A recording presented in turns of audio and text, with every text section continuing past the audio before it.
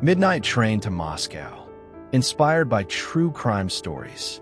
Welcome to Crime Stories PH, where we uncover the darkest secrets hidden in plain sight. Today, we bring you Midnight Train to Moscow. Country, Russia, inspired by the Chessboard Killer, a serial killer obsessed with strategy murders dozens of victims, each marked as a piece in his twisted game. A young detective must think like him to stop the carnage across Russia's rail system. This is Crime Stories PH, where truth is stranger than fiction. The first time they found a body at Leningradsky Station, everyone thought it was just another unfortunate death in Moscow's sprawling transit system. The second body raised eyebrows. By the third, Detective Alina Petrova knew they had a problem. But it wasn't until she found the small wooden chess piece, a black pawn, clutched in the fourth victim's hand that she realized what they were dealing with was far more calculated than anyone had imagined. Moscow's rail system was becoming a killing board, and someone was playing a deadly game of chess. Opening moves. Alina scrolled through her phone, the blue light illuminating her face in the dim morgue as Dr. Sokolov pulled back the sheet. "Same as the others?" she asked, though she already knew the answer. "Identical methodology," Dr. Sokolov confirmed, gesturing to the precise wounds. No hesitation marks. The killer knew exactly what they were doing. Alina studied the victim, a mid-30s businessman with a wedding ring and expensive watch still in place. Not robbery, then. The killer had left everything except the man's life, and added something, another chess piece. A knight this time. "He's escalating," Alina said quietly. The first four were pawns. Now he's moving up the board. Her phone buzzed with a notification. Another body found at Korsky Station. The game was accelerating. Back at precinct headquarters, Alina pinned photos to the evidence board while her partner, Mikhail, paced behind her. "For pawns, now a knight," she muttered. "He's following chess rules." "That's impossible," Mikhail replied. "How would he even?" "The victim's locations," Alina interrupted, pulling up the transit map. "If we overlay a chessboard pattern across the Moscow rail system." She traced lines between the murder sites, revealing a perfect formation. He's not just killing randomly. He's making moves. As she connected the final dot, a chill ran through her. The pattern was unmistakable. "The real question," she said, turning to Mikhail, "is who or what is he playing against?" The pattern emerges. 3 weeks and 7 bodies later, Alina stood in the rain outside Pavlitsky Station, watching forensics teams work under portable lights. The latest victim, a university student, had been found with a white bishop clutched in her hand. Alina's phone rang. It was Mikhail. "You need to see this," he said without greeting. "I've been analyzing the security footage from all stations on the nights of the murders. And the same man appears at every location. Not clearly, but enough that facial recognition flagged it. And Alina, he's watching the cameras. He wants us to see him." Back at headquarters, Alina studied the grainy images. The suspect was average height, unremarkable except for his methodical movements. He looked directly at cameras before disappearing into the crowds. "We need to go public with this," Mikhail urged. "No," Alina countered. "That's what he wants. Public panic. Recognition. This is all part of his game." She turned her attention to the chess pieces recovered from each victim, all expertly carved, with minute details that suggested they were handmade. "These aren't store-bought," she realized. "He's making them himself." That night, unable to sleep, Alina found herself researching grandmasters of Russian chess.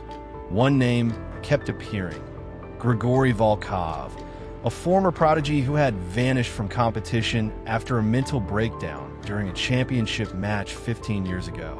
His final game, the one that broke him, was famously known as the Moscow Sacrifice, where he had systematically sacrificed most of his pieces before achieving an unexpected checkmate. The pattern of the killings matched the opening moves of that very game. Mid-game strategy.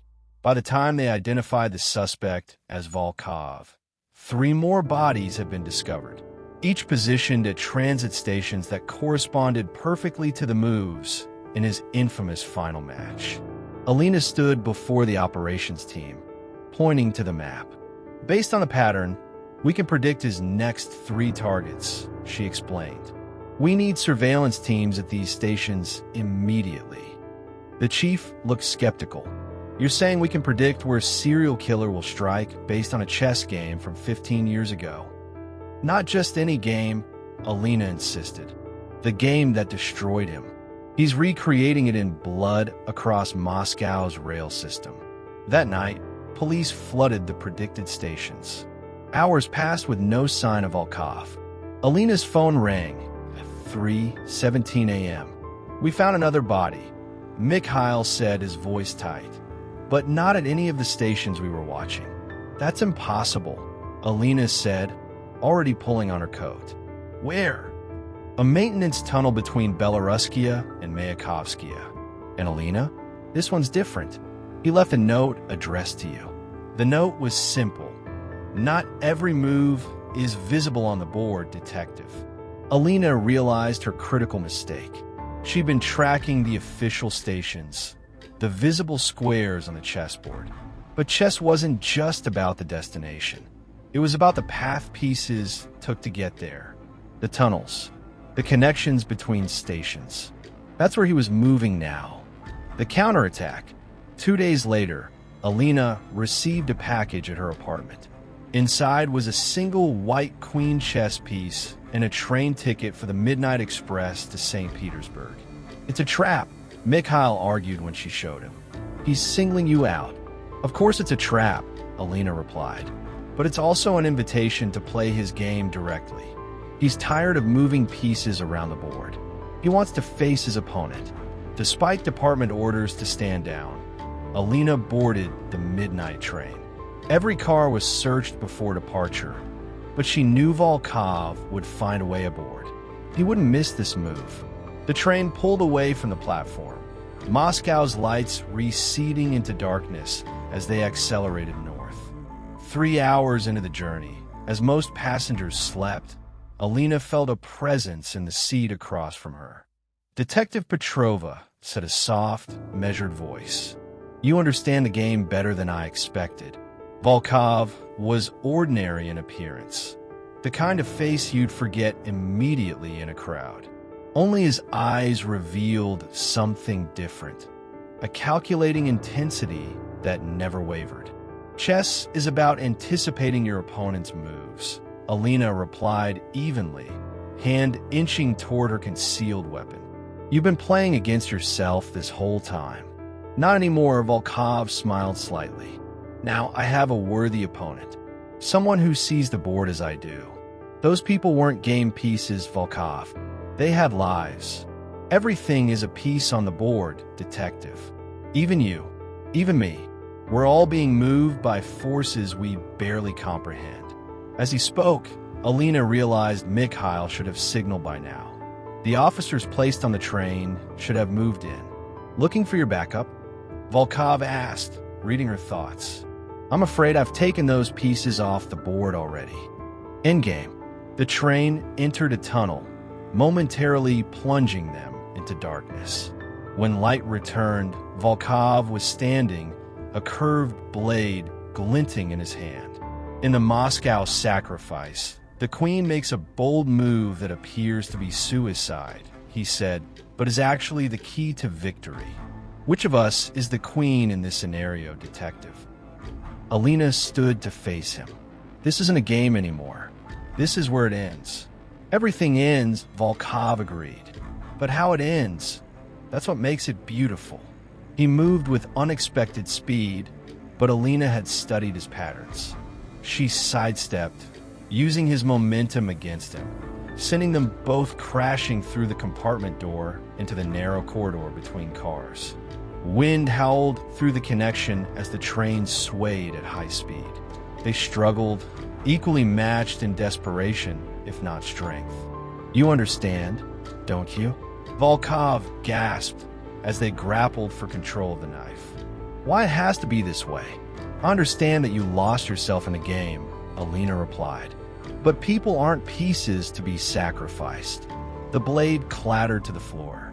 Volkov lunged for it, but Alina's countermove was faster. As her hand closed around the weapon, the train jolted violently, throwing both of them against the emergency exit door. The latch gave way, and suddenly they were hanging half outside the speeding train, the Russian countryside a dark blur beneath them. Volkov's eyes met hers, and for a moment, Alina saw clarity there, perhaps the first real awareness he'd had in years. Checkmate, he whispered, his grip loosened deliberately.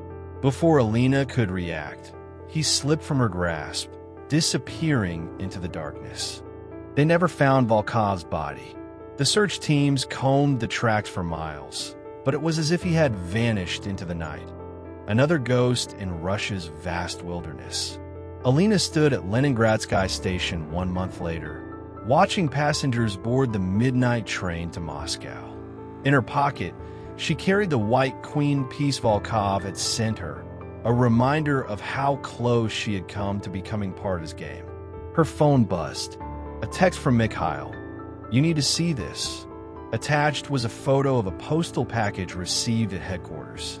Inside, a single black king chess piece toppled on its side, the traditional position of surrender.